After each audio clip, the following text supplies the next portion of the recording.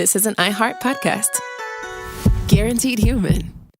With no fees or minimums on checking accounts, it's no wonder the Capital One bank guy is so passionate about banking with Capital One. If he were here, he wouldn't just tell you about no fees or minimums. He'd also talk about how most Capital One cafes are open 7 days a week to assist with your banking needs. Yep, even on weekends. It's pretty much all he talks about, in a good way. What's in your wallet? Terms apply. See CapitalOne.com/bank. Capital One, N.A., member FDIC. You see it instantly. It's Coldwater Creek, the mark of exceptional workmanship and signature touches inspired by a Mountain West heritage. Distinctive styles created from quality fabrics, silhouettes perfected with just the right drape, feel-good fits offering ease of movement, and thoughtful details to elevate your look. For a wardrobe you can count on season after season, visit coldwatercreek.com. Shop the new spring collection at 20% off $75 or more with code IHEART20. Brought to you by the reinvented 2012 Camry. It's ready. Are you? Welcome to Stuff You Should Know from HowStuffWorks.com. Hey, and welcome to the podcast. I'm Josh. That's Chuck. How you doing, Chuck? I'm great, man. Let's just stop right here, Chuck. We've got something to shamelessly plug. I want to just get it over with. I feel really bad about this. Why call it anything other than what it is? Right. Okay, so everybody, Chuck and I just made, and Jerry. Jerry was a huge part of it. Agreed. Our producer, Jerry. It would have just been steaming had Jerry not been involved in this, right? Agreed. Chuck and I just recorded our first spoken word album. Right. We have joined the likes of Jack Kerouac and Barack Obama, except our spoken word album's on the economy, economics, right, Chuck? Yes, indeed. We took the path less traveled, did something that's kind of obscure and people, aren't talking about much these days. Right. What's it called, Chuck? It is called The Stuff You Should Know, Super Stuffed Guide to the Economy. And it is super stuffed because it's long and it's detailed and Right. it's got interviews with experts. There's we go on site, we leave the studio. Chicken Farm. That's not a spoiler alert. Right. Don't worry about it. But yeah, so it's up for sale on iTunes right now, right? Uh-huh. And it is for sale. It is. I know you folks are always saying, I can't believe your podcasts are free. Well, we took your advice. So. Yeah, thanks for that. Hopefully this will allow us to keep doing what we do. Yeah. So have we reached the end of the shameless plug? Oh, yes. Wait. So if you want to go buy it, that would be totally fine with us. That would be great. Okay. So that now we've reached the end of the shameless plug. Yes. And it's time to get into Your shameless segue. Yeah, which is this. Have you ever mountain climbed? I know you've rappelled, but were you ever on a mountain? To rappel, one must climb. No, I've never actually rock climbed, but I've done plenty of hiking in the mountains. I gotcha. But not rock face climbing. Was there snow in any of these mountains? Were you up so high that there's like perennial snow? Oh yeah, sure. Really? Yeah. Where? Like Colorado, stuff like that. Huh. Wow, that's pretty I impressive. didn't know that was shocking. California too. I see you like wearing your little shorts and hiking boots with like thick socks kind of pushed down. Yeah. So far, so good. Yeah, and just kind of hiking along what most people would call like a hill or something like that. Certainly not like where there's like Kennesaw Mountain. Kind of, yeah. Which is I can't say anything because it's way out of my league. Kennesaw Mountain is, let alone the Rockies. No, I mean trust me, dude. I'm not. You won't think I'm a Sherpa like scaling the Mount Everest or anything like that. Yeah, and I think at this point I can tell you left untoward behind, and Sherpa is now my favorite word right now. Okay. I love that word. It just rolls off the tongue. Sherpa. They're cute little guys. Yeah, agreed. Okay, so you have done some mountain climbing, so you can speak to what we're going to talk about with reasonable authority. Yes. I can defer to you when I get confused, yeah, inevitably. Sure. So, Chuck, have you ever read Into Thin Air? I have not, but I did read Into the Wild, which is John Krakauer, is that his name? Yeah, John Krakauer. He is a journalist for Outside Magazine, and he knows how to take an outdoor event and turn it into a good book. Into the Wild is a great example. Chris McCandless, who actually went to school down the road at Emory, right, and decided that he was going to go to Alaska and basically just didn't quite do it right. Yeah. Died after 3 months of exposure to the elements, I think. There's some varying theories on why he died, but that's not what this is about. Okay. Well, no. Into Thin Air is much more pertinent to this topic, don't Correct. you think? Okay. So that's actually about an expedition on Mount Everest. and that took place in May 1996. He was actually on this one, right? Yes, he was, which is one of the reasons the book is so incredible. I bet. And it was a complete cluster of an expedition. Really? Eight people died, accounting for more than half the deaths on Everest that year. Really? This one expedition. Wow. There was a rogue storm that whipped up, and it killed some people, and others were lost, and then they died, but then other people went after them to try to rescue them, and then they died, and it was just more like a, let's get out of here whenever we can. You basically just have to write everybody off, right? And like I said, it's a very, very good book. But one of the things that I took from it is that, number one, Mount Everest is a total bear as far as mountains go. Completely inhospitable for humans. Yeah, you want to talk a little bit about Everest? Yeah, I guess we should get just a couple of stats out of the way. All right, let's do it. Everyone knows it's the tallest peak in the world. Yeah, they call it the rooftop of the world. They do, and, for good reason. Quick aside, there is a Discovery microsite on Everest, and it has a 360-degree panoramic view. Remember, you showed me that like my first week here. It's amazing. It was unbelievable, and I said to myself, that is awesome, and this Josh dude has it going on. That's all it takes. That's how I've collected all of my friends. That's how the magic starts? Yeah. You send them the Everest photo? Yeah. I pay it out a little bit at a time, start with the Everest photo, it's and really then cool, before though. you know it, you're sitting up at night. You actually feel like you're there when you look at this panoramic picture, and so much so that I don't feel like I need to climb it. You can almost hear the wind whipping. Yeah, so, okay, so give me some more stats. So, yeah, tallest peak in the world, what's the peak, how tall is it? 29,035 feet. Which is 8,850 meters for our friends who don't live in the U.S. or Liberia or Burma. Correct. Right. Very well done. Little insider shout out to our listener mailers who wrote in with that. And the mountain itself shares a border with Nepal and Tibet, but the actual peak is in Nepal. So India's not involved? Not as far as I know. Huh. Why did you say that? You trying to throw me off my game? Yeah, don't worry about it, Chuck. No one can throw you off your game. Right. Not even me. Josh messes with me sometimes, people, but it usually gets cut out. I have a feeling this will make it in. So, Chuck, I have a question for you. Shoot. What is the worst season to go on Everest? Well, really anything outside of May and June. May to June. Yeah, that's when you want to climb Everest. So May to June is the time you want to go? Yes. Oh, well, okay, gotcha. So, Josh, an average day, if you want to talk weather, an average day in May of 2008 was minus 17 degrees Fahrenheit. Which is minus 27 degrees Celsius. True. And winds of 51 miles an hour. 81 kilometers. Right. Very good. So that's during the most hospitable time of the year, barring no like freak storms and unusual activity. Yeah. Other times of the year, the jet stream passes directly by the summit, which is in May to June. The jet stream does not do that, which is why that's the time to go. Gotcha. And you can get winds up to 120 miles an hour.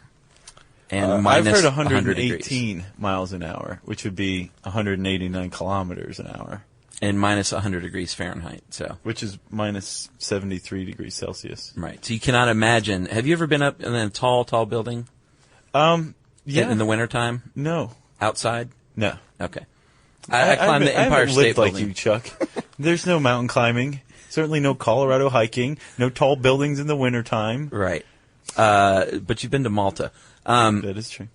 Just a few years ago, Emily and I were at the top of the Empire State Building around Christmas time. Nice. And dude, that's the Empire State Building, and I thought I was going to die. The wind and the cold. Really? And that's the Empire State Building. So imagine Mount Everest at 29,000 feet. So. Well, were you properly outfitted on the roof of the Empire State Building? Oh, yeah. I mean, I wasn't wearing my Sherpa gear. Have you established a base camp by then? Yeah, on the ground floor of the Empire State Building. The security guard comes out and is like, what are you doing? Right. Yeah. Okay, so Chuck, I think we got it down. Mount Everest is not the place to be, especially with your Empire State allegory. That's pretty good. Thanks. Okay, so and we've also established that people die on Everest. How many was there? 189 so far? Yeah, that's the current count. And you said that 2,000 people have died or have successfully summited Everest. Right, that was as of a few years ago. That was the count. The BBC told me 1,300. Well, So somewhere between there. For every stat, there's another stat.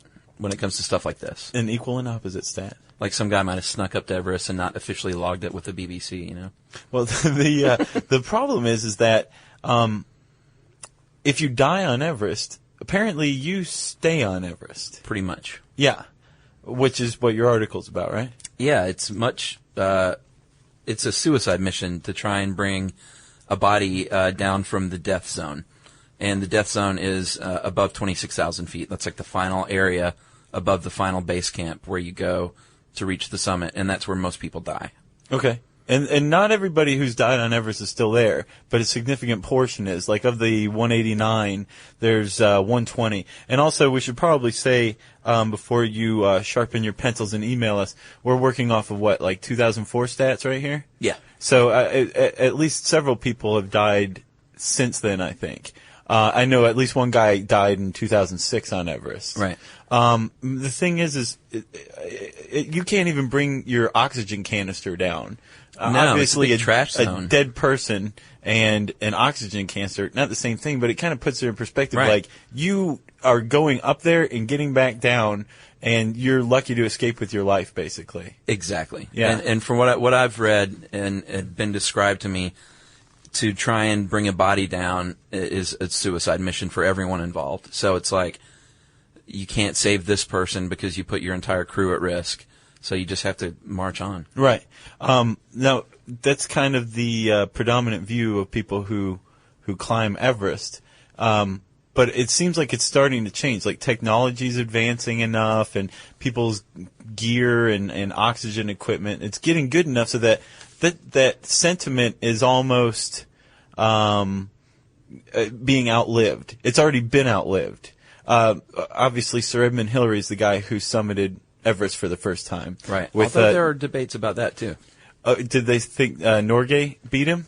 Well, George Lee Mallory, actually, is another climber, and there's some speculation as to who actually got there first. Because Mallory was found dead. Right. And actually, in the article, there's a picture of his petrified, frozen, headless body. It is a cool picture. Yeah. Yeah, his head's just pretty much withered away. The weird thing is like, if you look at his left hand, it's totally intact. Right. Like, it looks like he's just laying there if you just look at his arm. Yeah, true. But where'd they find him? I mean, did they find him at the summit? Or did they think he made it to the summit and started to climb down and died, maybe? Exactly. I think that's the speculation. They found him beneath the summit, and there's speculation as to whether, what you said, whether he made it all the way down and died on the way back, or whether he never made it all the way up. Gotcha. And he would have been before Hillary, so that's a pretty big deal. Yeah, he was in the 20s, right? Yeah, 1924. And it looks like he was running around in like a burlap sack. Well, I think that's not good climbing. It's weathered some over the years. Oh, gotcha. Okay. Yeah.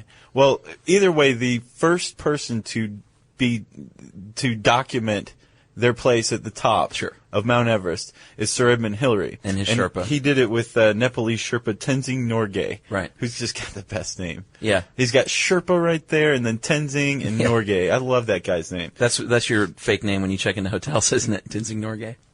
Why did you do that? I tell you things in confidence. Thank you, Chuck. Now I have to change my name. This brings up a point, though, that he's obviously the most well-known Sherpa ever. Have you ever heard of any other Sherpa?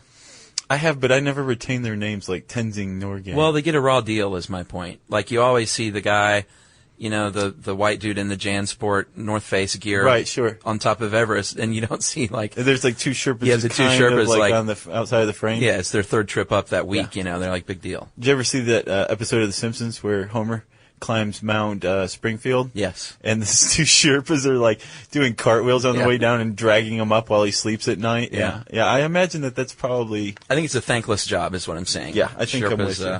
Of the world, they need to form a union or something. So how did we get on Hillary? Well, you said that he was the first man. Okay. Well, and he did not perish. I know what I was going to say. He lived until 2008, so he lived to see a lot of people follow in his footsteps and die. And in 2006, this guy named John Sharp, I believe, he died on the mountain. I think of exposure, maybe. And probably, yeah. As many as 40 climbers passed right past him. Yeah. And not like passed him and didn't see him. Like passed him, noted he was dead or dying, and just kept going. because that mentality is still around. Like, Yeah. hey, it's too dangerous, right? So Hillary came out and publicly criticized the people who didn't even do anything, Really? or make an attempt. And then the thing that really kind of drove that criticism home was the following year. A Nepalese woman was successfully rescued by an American climber, a very experienced American climber, but she was in virtually the same spot under virtually the same conditions, Really? and he got her out, but 40 people walked past this guy just under the assumption that, and I can imagine it's drilled into your head, like, if you die or you're dying, we're going to leave you here. Right. But I don't think that necessarily has to be the case anymore, Right. as that American guide proved by saving the Nepalese woman. Right, and this is me speculating here, but I bet a certain amount of this too, in addition to having that drilled in your head, is it's so much effort and a lot of money to go on one of these expeditions, and not, some people climb it more than once, but a lot of people, this is their one shot, and they hear this and they might see someone dying, and they think, I can't ruin my opportunity to climb Everest Right. and potentially die Right. in the process to rescue this stranger. So Yeah. it's pretty sad, and I know there's a lot of controversy. Well, there's definitely one guy who has probably received the most public ire of anybody who's let somebody die on Everest. His name is Ian Woodall. Yeah. And he actually figures as basically the villain in Into Thin Air. He was actually, really? He was on the mountain when Krakauer's expedition went pear-shaped. And so Krakauer was, these expeditions were very close together and oftentimes like coming into the same place at the same time. Right. And they try to stagger it, kind of like golf, except much, much deadlier. So everybody's not hitting the same points at the same Right. time. So there's the Sherpa There's no acting as a starter. bottlenecks, right? Yeah.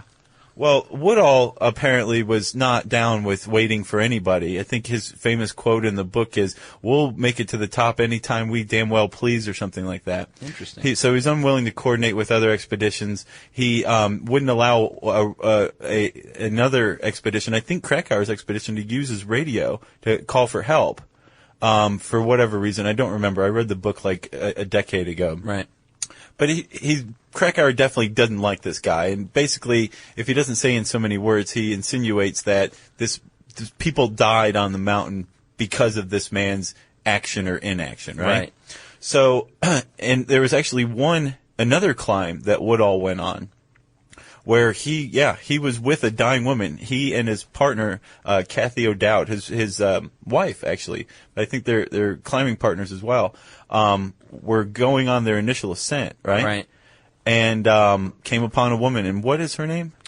Her name is Frances Arsentiev. Okay. Yeah, and she was laying there dying. Yes. And so they went over and hung out with her for an hour and tried to see what they could do. And what happened? Well, they left her behind. Yeah. And she said, apparently the last words she said were, "Don't leave me behind." And they were forced to leave her behind. Yeah. And I didn't know that part about the Into Thin Air that he figured into that book. Yeah. But apparently he went back in 2007 to bury her body up there, He along did. with a couple of others. He because had- he was racked with guilt, apparently. Yeah. She had, I read an article in the Daily Mail about him doing that. Uh-huh. And it was right before, he was actually on the mountain. They were interviewing him via satellite phone. And apparently, Fran, as everybody called her, Uh-huh. had become kind of this ghoulish landmark. Like, I think Kathy Right. O'Dowd put it like, you get to Fran and turn left. Yeah. Because she was right there on the trail. It's awful. And apparently like in like a kind of a really horrible Frozen state. Mm-hmm. And also her husband was on the climb with her, and he died. They assume they never found him again, going to get help. So yeah, it's a horrible story. They both left their a son behind, I believe. But yeah, so Woodall wanted to go bury her. And he ultimately ended up like lowering her down and dropping her down the north face instead. Oh, really? Yeah. But yeah, he's not a very well liked person among a lot of climbing circles. I get the impression. Well, I know there's certainly a lot of controversy around that. I know that there's also been efforts. It's a big trash dump too, which is what's really sad. Yeah. Because, like you said, people will just dump their gear to make it easier on the way down. And I got a good stat for you here. We're talking 120 tons of trash each year are left behind on Mount Everest by climbers. Wait, each year? I thought that was total. Each year, says ABC News. Holy cow. And that climbing teams in China, they lead expeditions now to go up and clean some of this stuff up, and they're trying to get some of these bodies down that are within, safe reach. I mean, think about it. There's 120 bodies on Everest. The ones that are up in, what'd you call it, the death zone? Yeah. They're pretty preserved, like you can see in that picture of George Mallory, right? So they're close to trails generally. So imagine that. Imagine climbing Everest, knowing that your own mortality is at risk, and then having like these reminders along the way. I felt that way at the Empire State Building. Did you? Were there a lot of dead bodies on the Empire State Building, like up the stairs, every couple landings? It's an elevator, so I gotcha. I really had nothing to complain about. There's no stairs in the Empire State Building. Seems like a violation of fire safety codes. I'm sure there are stairs, but you don't climb them to get to the observation deck. I gotcha. Take an elevator. That's why you're still just doing the Rockies, buddy. Yeah.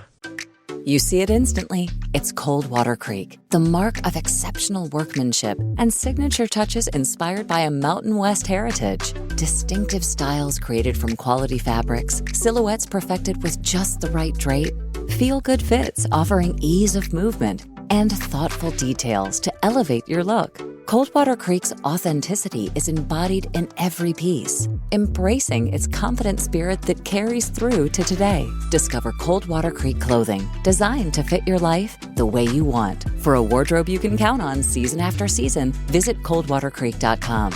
Shop the new spring collection at 20% off $75 or more with code IHEART20. Doing taxes the old way meant handing everything off and just hoping things were moving. But now you can feel confident your taxes are being handled right with Intuit TurboTax. Now you match with a TurboTax full-service expert. Just upload your documents right in the app, and boom, they take it from there. Start to finish, you've got a dedicated expert working your return. They check every deduction and credit to help you get the best possible outcome, so you can feel confident you're getting every dollar you deserve. And now you're not guessing what's happening, you're seeing it happen. TurboTax gives you real-time updates on your expert's progress while you go about your day. Run errands, grab a coffee, live your life. You're always in the loop. And if a question pops up, you got unlimited expert help at no extra cost, even on nights and weekends during tax season. Taxes are finally transparent, easier, and handled. Visit TurboTax.com. Only available with TurboTax full-service experts. Real-time updates only in iOS mobile app.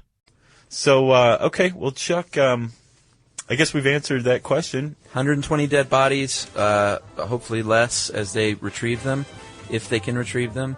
Yeah. And hopefully less as time goes on, because I know that every year that goes by, fewer and fewer people are dying because of climbing technology, satellite phones, stuff like that. And possibly maybe a change in mentality about what happens to you if you get injured or you get exhausted. And a new bang-up generation of Sherpas as well.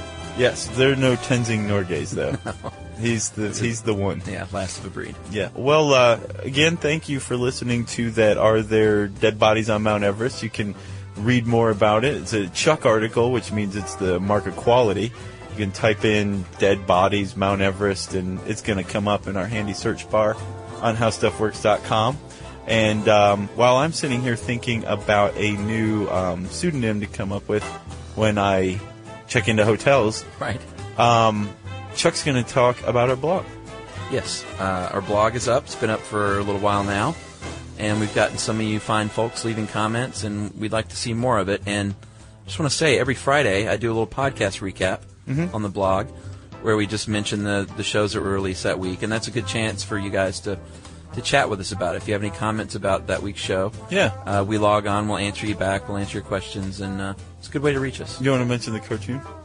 Oh, yeah, even better. There's for Friday, the March 20th, there's a blog post where Josh and I have been made into a comic strip by an artist named Greg Williams for the Tampa Tribune in Tampa, Florida. And it's regarding our Junk Mail podcast, and it's up on our blog now, and it's awesome. It's really, really cool. It is very cool. He found the one moment of scatological humor out of all of our podcasts and amplified it like 1,000,000 times. Right. It's he did a good job. And also, I never realized how round my head is until I saw it in cartoon form. Right. And he clearly used a compass to draw me. Yeah. So yeah, I have a big round head. That's good. Yeah. It looks nice. But yeah, that's up on our blog. And thank you to Mr. Greg Williams. Yes, for doing that. We feel very honored. Yes. And now, And I know what time it is. listener mail. So Chuck, the bring has occurred. With the toned down bring, as per the request of some. The listener mail chime. Let's do it. This one... Wait. There's no haiku in here, is there? Well, there's a brief one. All haikus are brief. All right, let's go. I said no more haikus, but this one's funny because originally I called haikus that were correction coups. Uh-huh. I thought it was kind of funny. But Jonathan M. Pesky of Redlands, California wrote us this one. Correction coup, no. Such a clunky moniker. Try haiku-rection. That is a little more clever. Much more better. Yeah. So, It's more better. getting on with the correction coup. I know I think last week we mentioned the listener mail someone wrote in about the MK Ultra video game. Yeah, the guy who's on acid while he wrote us. Right. Can we listen to a little clip of that real quick? Let's do that, because it was funny. In it, you were a weird costumed man with a gun for an arm, and you went through and violently killed everything in your midst. The world you were in was very interesting, different colors, the walls moved, weird sounds. There was a talking dog as your sidekick. So right, he wrote us in, and I was really, really disappointed to find out. We had quite a few people email us and tell us that it was not a game called MK Ultra. It's a game called MDK. Mm-hmm.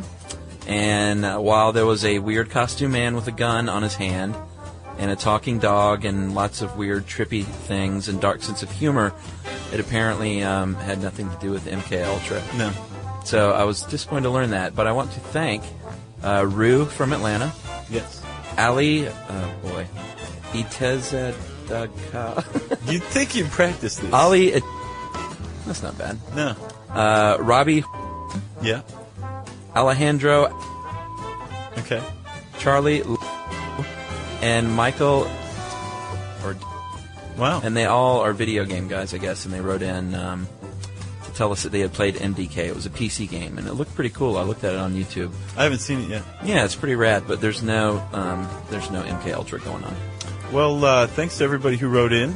And if you want to write to us about your video gaming experiences, or just to say hi, or to suggest a new pseudonym for me when I check into hotels, send it to stuffpodcast@howstuffworks.com. For more on this and thousands of other topics, visit howstuffworks.com. Brought to you by the reinvented 2012 Camry. It's ready. Are you? You see it instantly. It's Coldwater Creek, the mark of exceptional workmanship and signature touches inspired by a Mountain West heritage. Distinctive styles created from quality fabrics, silhouettes perfected with just the right drape, feel-good fits offering ease of movement, and thoughtful details to elevate your look. Coldwater Creek's authenticity is embodied in every piece, embracing its confident spirit that carries through to today. Discover Coldwater Creek clothing, designed to fit your life the way you want. For a wardrobe you can count on season after season, visit coldwatercreek.com.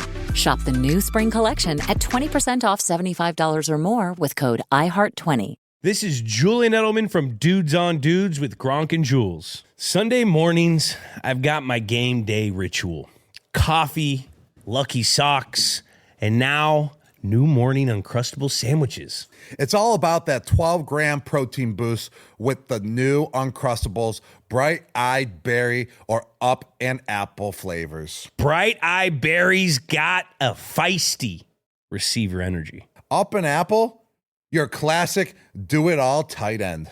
Soft, pillowy, packed with protein, and easy enough for Gronk to grab from the freezer. Whether you're on the couch, driving to the tailgate, or heading to the locker room, new morning Uncrustable sandwiches are the MVP of snacks. Your new Sunday kickoff ritual starts here with new morning Uncrustable sandwiches packed with 12 grams of protein. This is an iHeart podcast. Guaranteed human.